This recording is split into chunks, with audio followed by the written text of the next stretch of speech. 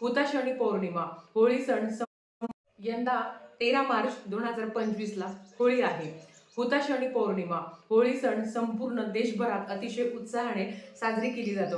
होळीच्या दुसऱ्या दिवशी करी दिन किंवा धुळवड हा दिवस म्हणून आपण साजरी करत असतो। होळीच्या दुसऱ्या दिवशी पितरांच्या सेवेचा अतिशय महत्त्वाचा दिवस असतो। ह्या दिवशी आपण आपल्या घरातले जे टाक असतात त्यांची पूजा करायची असते। पितरांच्या स्मरणार्थ आपल्याला जेव घालायचं असतं।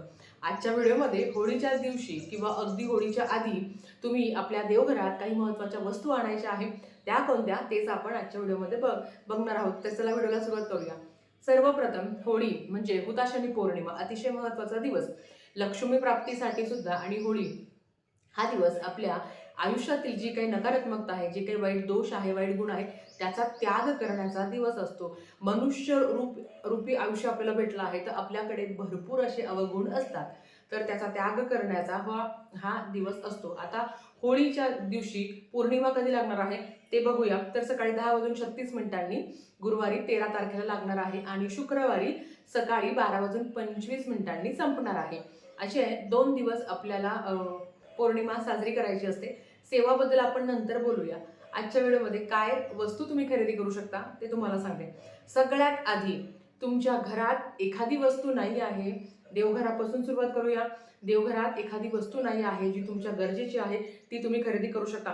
सर्वप्रथम मी तुम्हाला काही सांगते किंवा कोणीतरी तुम्हाला काहीतरी सांगतं आहे, पण तुमच्या मनाला विचारा की हा ग्रंथ, हा फोटो, हे यंत्र मी जर माझ्या घरात आणलं तर माझ्याकडनं ती पूजा होणार आहे का? माझ्याकडनं त्या सेवा होणार आहे का? होणार असेल तर आपल्यामुळे आपल्याला लगेच उत्तरतं हो किंवा नाही। कारण माणूस जेव्हा आर्थिक, शारीरिक, मानसिक कष्टामध्ये असतो तेव्हा अर्थात तो सेवा करत असतो। पण फक्त मी सांगते आहे म्हणून तुम्ही ग्रंथ किंवा देवघरात फोटो आणायचे, यंत्र आणायचे आणि ते असेच पडून राहायचे। देवघर हे सुटसुटीत असावं।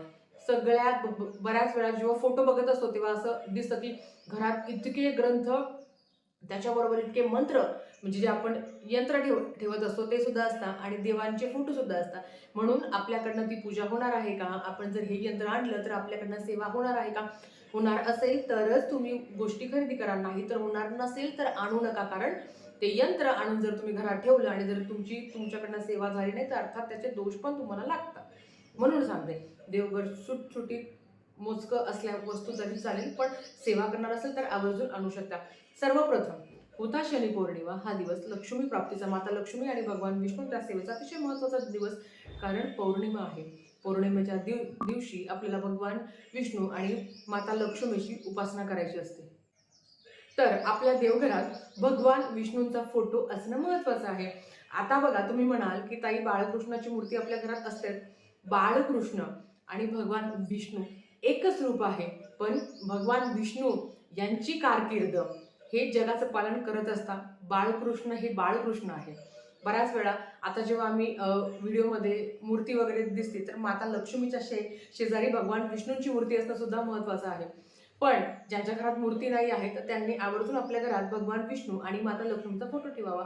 ताई आमच्या घरात बालाजी भगवानचा फोटो आहे असेल तर हरकत नाही, पण जर तुमच्या घरात नसेल फोटो, अगदी भगवान विष्णूंचा कुठलाच फोटो नसेल, तर तुम्हाला हा अतिशय साधा आणि खूप सुंदर असा भगवान विष्णूंचा फोटो आणायचा आहे। कुठल्याही धार्मिक दुकानात तुम्हाला हा फोटो मिळून जाईल। कुठूनही तुम्ही वस्तू घ्या, इकडनं घ्या तिकडनं घ्या असं नाही, जिथे तुम्हाला परवडतं, जिथे तुमचे कुरिअर चार्जेस वाचणार आहेत तिथून तुम्ही या वस्तू घ्या। अगदी नाहीच तुम्हाला भेटलं तर तुम्ही मग केंद्रातूनच हा फोटो घेतलेला आहे। 36 रुपयाला मला इथे पडलेला आहे। तर जवळपास केंद्र असेल तर आवर्जून तिथूनच वस्तू घ्या, की जेणेकरून तुमचे कुरिअर चार्जेस, डिलिव्हरी चार्जेस जे काही असेल ते वाचतील। तर आता ह्या फोटोला काय वैशिष्ट्य आहे तर बघा, शेष शयनावर भगवान श्रीहरी विष्णू विराजमान आहे आणि माता लक्ष्मी त्यांचे पाय चिपत आहे। ज्या घरात हा फोटो असतो त्या घरात अखंड लक्ष्मी नांदते। कारण तिला काय आवडतं तर तिला भगवान विष्णूंची सेवा करायला आवडते। ती आपल्या घरात भगवान श्रीहरी विष्णूंचे पाय चिपत असलेला फोटो ज्या घरात असतो त्या घरातून ती कधीही काढता पाया घेत नाही। आता लक्ष्मी म्हणजे काय? बक्कळ पैसा, श्रीमंती, वैभव नाही। लक्ष्मी 8 प्रकारची असते। आपल्याला माहिती आहे, संतान लक्ष्मी, धान्य लक्ष्मी, ऐश्वर्य लक्ष्मी। तर ह्या ज्या 8 प्रकारच्या लक्ष्मी, म्हणजे धनलक्ष्मी, धान्य लक्ष्मी, संतान लक्ष्मी, ऐश्वर्य लक्ष्मी, ह्या ज्या 8 गुणांनी युक्त अष्टलक्ष्मी आहेत त्या आपल्या घरात वास करतात, म्हणून हा फोटो असणं महत्त्वाचं आहे. अगदी ज्यांच्याकडे असेल तर त्यांनी देवघरात आवर्जून ठेवा. कारण काय होतं ना, आपण ह्या फक्त एखाद्या सणावाराला काढतो आणि देवघरात जास्त फोटो किंवा देवाच्या साईडला सुद्धा म्हणजे देवघरात व्यतिरिक्त सुद्धा जास्त फोटो ठेवण्यात अर्थ नाही आहे. आणि ते फोटो सुद्धा असेल तर एका व्यवस्थित ठिकाणी ठेवा की जिथे तुमचा वारंवार हात लागणार नाही, या पद्धतीने. तर हा फोटो जर नसेल तर आवर्जून आणावा. भगवान विष्णूंचा असेल तरी चालेल. 2-2, 3-3 फोटो एवढ्याशा देवघरात ठेवू नका, म्हणून सांगते. आणि हा फोटो जर असेल किंवा घ्यायचा असेल तर हा देवघरातच ठेवा. तर हे झालं पहिलं. दुसरं, जसं मी तुम्हाला सांगितलं, मी सांगते म्हणून कुठल्या गोष्टी आणायच्या नाही. आपल्या घरात जर श्रीयंत्र नसेल तर आवर्जून श्रीयंत्र खरेदी करावा. आता माझ्याकडे हे मोठं आहे, मग लगेच तुम्ही पण मोठं आणायचं का? नाही. छोटं असेल, माझ्याकडे आता हौशेला मोल नसतो, त्या पद्धतीचं माझं झालं. माझ्याकडे आधी छोटं होतं, आता मी थोडंसं मोठं घेतलं. आता मोठं श्रीयंत्र घेतलं आणि खूप पैसा मिळतो असं सुद्धा नाही आहे. खरं तर आपल्या वास्तुशास्त्राप्रमाणे देवघरात छोटं श्रीयंत्र हवं, पण माझी हौस म्हणून मग मी हे मोठं घेतलेलं आहे. अर्थात त्याच्यावर कुंकुमार्चन करता का? मंगळवारी असो किंवा शुक्रवारी असो, पौर्णिमेला असो, दुर्गाष्टमीला असो, तुमच्याकडनं होते का? तुम्ही करणार आहे का? करणार असेल, होणार असेल तरच तुम्ही श्रीयंत्र खरेदी करा, नाहीतर खरंच खरेदी करू नका, कारण असंच ते पडलेलं असतं, म्हणून सांगते. तर श्रीयंत्र अर्थात भगवान विष्णू आणि माता लक्ष्मीचं वाहन आहे. आणि खरं तर घरात श्रीयंत्र असणं आणि घरात कुंकुमार्चन करणं हे अत्यंत प्रभावी मानलं जातं. ज्यांना श्रीयंत्र घेणं जमत नाही, परवडत नाही, त्यांनी आपल्या घरात मूर्ती असेल माता लक्ष्मीची किंवा आपल्या कुळदेवीची, तर त्याच्यावर पण तुम्ही कुंकुमार्चन करू शकता. पण जर तुम्हाला घ्यायचं असेल तर आवर्जून घ्यावं, कारण हे भगवान विष्णू आणि माता लक्ष्मीचं असं नाही. आता आपण श्रीयंत्र घेतल्यावर कमळगट्ट्याची माळ घेणं महत्वाचं आहे. आता माझ्याकडे 108 मण्यांची माळ होती आणि अर्थात ही माळ तुम्ही कितीही स्वच्छ करा, तुम्ही कितीही तुपात भिजत घाला, ती थोडीशी खंडित होते आणि ती खराब होते. तर एकदा दोनदा ती माळ मी घेतली होती आणि मग ती 1-2 वेळा ते मणी खराब झाले, मग ती गाठून आणली. पण म्हणून मग मी आता 27 मण्यांचीच माळ घेतली. तर ही श्रीयंत्राला आपल्याला अशी लावायची असते, अशी गुंडाळून ठेवायची असते. आता का ठेवायची ते पण तुम्हाला सांगते. माता लक्ष्मीला कमळ अतिशय प्रिय असतं. आता रोज तर आपल्यासारखा सर्वसामान्य माणूस कमळाचं फूल आपल्याला मिळणार नाही, म्हणून हे कमळगट्ट्याचे मणी याच्यावर ठेवायचे असतात, की जेणेकरून आपण 108 जर तुम्ही कमळ अर्पण केलं तर चांगलंच आहे, पण आता एवढं करू शकत म्हणून हा मणी तुम्हाला ठेवायचा असतो, म्हणजे ही माळ तुम्हाला ठेवायची असते या पद्धतीने. म्हणून हे सुद्धा तेवढंच महत्वाचं आहे. जर तुम्ही श्रीयंत्र घेणार असाल तर कमळगट्ट्याची माळ आवर्जून घ्यावी. कमळगट्ट्याची माळ त्याच्यावर गुंडाळून ठेवण्यासाठीच नाही, फक्त त्याच्यावर विष्णू गायत्री मंत्र, लक्ष्मी गायत्री मंत्र, हे तुम्हाला याच्या संदर्भात अतिशय सुंदर माहिती घेऊन व्हिडिओ येणारच आहे, पण आता ओरली सांगतो. तर ह्या 2-3 वस्तू महत्वाच्या आहेत. रुद्र यंत्राबद्दल बऱ्याच कमेंट्स आल्या की ताई आम्हाला रुद्रपठणाची सेवा करायची आहे, तर रुद्र यंत्र असावंच का? बघा, आपल्याकडे शिवपिंडी आहे की नाही, मग शिवपिंडीवर अभिषेक केला तरी चालतं. रुद्रयंत्र असलंच पाहिजे असं नाही. एखादा व्यसनी व्यक्ती असतो, त्याच्यावर रुद्राभिषेकाचं तीर्थ दिलं जातं. पण जर आपलं बजेटच नाही आहे तर काय म्हणतो ना की एवढा खर्च करण्याची गरज नाही आहे. शिवपिंडीवर पण तुम्ही अभिषेक करू शकता. सेवा करताना मनाला आनंद पाहिजे. घरात खर्च केला आणि खूप मोठं देवघर घेतलं, खूप वस्तू घेतल्या, जरी त्या वस्तू घेतल्या, सेवा करतो, पण मनात एक मनात वाईट वाटतंच आपलं की बापरे, आता महिन्याचं बजेट बिघडलं आपलं, आता महिना कसा चालणार? आपण सगळे सर्वसामान्य आहोत, म्हणून वस्तू घेताना आनंद मिळेल, पण आपला खिसा पण कट होणार आणि त्याची काळजी पण आपल्याला घ्यायची आहे. त्याच्याबरोबर येतं ते ज्यांच्या देवघरात दक्षिणावर्ती शंख आणि वामवर्ती शंख, आता हा माझा दक्षिणावर्ती शंख आहे, तर दक्षिणावर्ती शंख आणि वामवर्ती शंखामध्ये काय फरक आहे? वामवर्ती शंख हा वाजवण्यासाठी असतो, दक्षिणावर्ती शंख हा देवघरात ठेवण्यासाठी असतो. मग वामवर्ती शंख देवघरात ठेवू नये का? असं नाही आहे, तो पण तुम्ही देवघरात ठेवू शकता. पण दक्षिणावर्ती शंख तर याच्यामध्ये तुम्ही दूध किंवा तांदूळ किंवा पाणी भरून ठेवू शकता. तर मी रोज पाणी भरून ठेवते. मग त्या पाण्याचं काय करायचं, तर हे पाणी दुसऱ्या दिवशी तुम्ही परत टाकून द्यायचं, म्हणजे एखाद्या झाडाला टाकून द्यायचं आणि नव्याने परत तुम्ही पाणी भरून ठेवू शकता या पद्धतीने.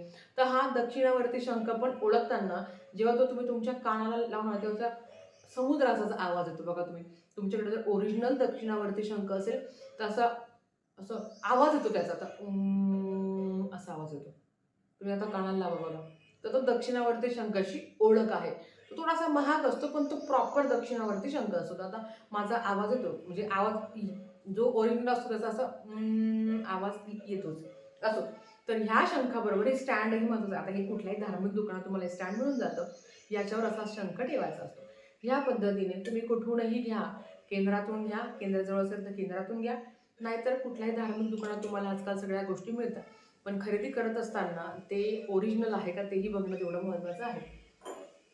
आता बघा, आपल्या हिंदू धर्मामध्ये गायला अनन्यसाधारण महत्त्व आहे. गायला खूप म्हणतो ना की गायीच्या पोटी 33 कोटी देवांचं वास्तव्य आहे. आपण रोज गायची पूजा करू शकत नाही, म्हणून आपण काय करतो, एक गाय आणि वासरूची मूर्ती आणतो. तुम्हाला इच्छा असेल तर तुम्ही ही मूर्ती आणू शकता. ज्यांना ह्या गोष्टी काहीच घ्यायच्या नाही आहेत तर तुळस, भगवान विष्णूंना अतिशय प्रिय अशी तुळस. तुम्ही बघा, एकादशीला तुळस लावली जाते, पण तुमची इच्छा असेल की नाही आता मला ही तुळस घ्यायची आहे, नवीन तुळशी वृंदावन घ्यावं किंवा तुळस घ्यावी, नक्कीच तुम्ही होळीच्या दिवशी छोटंसं तुळशीचं रोपटं आणावं आणि आपल्या घरात लावावं. त्याच्याबरोबर जो बांबू प्लांट असतो किंवा जो मनी प्लांट असतो, मनी प्लांट आल्यावर खूप पैसा येतो असं म्हणता. जर तुमची इच्छा असेल तर तुम्ही कुठलंही झाड लावू शकता या पद्धतीने, किंवा पारिजातकाचं झाड आहे, एखादं झाड तुम्ही आणू शकता ज्या गोष्टीने आनंद मिळतो. किंवा चला मला स्वामीचरित्र सारामृताचा स्वामीचरित्र सारामृताचा ग्रंथ आणायचा आहे, महाराजांची मूर्ती आणायची आहे, महाराजांचा फोटो आणायचा आहे, ह्या सुद्धा गोष्टी तुम्ही आणू शकता. किंवा सगळ्यात महत्त्वाचं 64 योगिनी यंत्र, जे तुम्हाला कुठल्याही धार्मिक दुकानात मिळेल, जे दुर्गाष्टमीला लावायचं असतं. तुम्ही आवर्जून तुमच्या घराच्या बाहेर, आता तुमचं भाड्याचं घर असेल तरी सुद्धा तुम्ही हे लावू शकता. 64 योगिनी यंत्र आहे, त्याच्यामध्ये ते वास्तू यंत्र आहे, विजय पंचदशी यंत्र आहे. तर हे यंत्र आणून अतिशय 5-10 रुपयाला तुम्हाला हे कुठल्याही धार्मिक दुकानात किंवा जवळच्या केंद्रात तुम्हाला मिळेल. हे आणून त्याच्यावर मंत्रजप करायचा, ते सगळं याच्यावर दिलेलं आहे. मंत्रजप करायचा आणि आपल्याला आपल्या मुख्य दरवाजाच्या बाहेरच्या बाजूला, म्हणजे जो आपल्या घरात येईल त्याला हा यंत्र दिसेल या पद्धतीने असं लावायचा. तर हे पण तुम्ही आणू शकता. आणि आणून एकदा लावलं तर ते झालं असं नाही. बघा, जेव्हा आपल्याला तब्येत बरी नसते आपल्याला, तेव्हा आपण औषध घेतो, तेव्हा आपण बरा होतो. थोडक्यात सांगायचं काय आहे, एकदा सेवा केली की चला वर्ष 2 वर्ष ताण नाही असं नाही. जेव्हा जेव्हा तुम्हाला वाटेल, जर 2, 4, 6 महिन्याला एखादा व्यक्ती आपल्या घरी आल्यावर भांडण होता, तर आपल्याला वाटतं की नाही यार आता सेवा कमी पडायला लागली आहे, तर मग हे कुठल्या पण दुर्गाष्टमीला काढावं, नंतर हातात घ्यावं, सेवा करावी आणि ते परत तुम्ही लावून देऊ शकता. या पद्धतीने तुम्हाला ही पण गोष्ट खरेदी करायची असेल तर करू शकता. मला एक सांगायचं आहे, ज्या वस्तू आपल्या फायदेशीर आहेत, ज्या वस्तूमुळे सेवा घडणार आहे, त्याच वस्तू आणा. देवघरात अडचण करू नका. रुद्र यंत्र झालं किंवा कुबेर यंत्र झालं, तुमच्याकडनं सेवा घडते का, तुम्ही सेवा करता का हे बघा, आणि मग तुम्ही वस्तू खरेदी करू शकता. तर आजच्यासाठी फक्त इतकं झालेली सेवा महाराजांच्या चरणी मी रुजू करते आणि आजचा व्हिडिओ इथेच थांबवते. आवडला असेल तर लाईक, शेअर, सबस्क्राईब करा. व्हिडिओ परत अशाच एक नवीन व्हिडिओसोबत. तोपर्यंत श्री स्वामी समर्थ.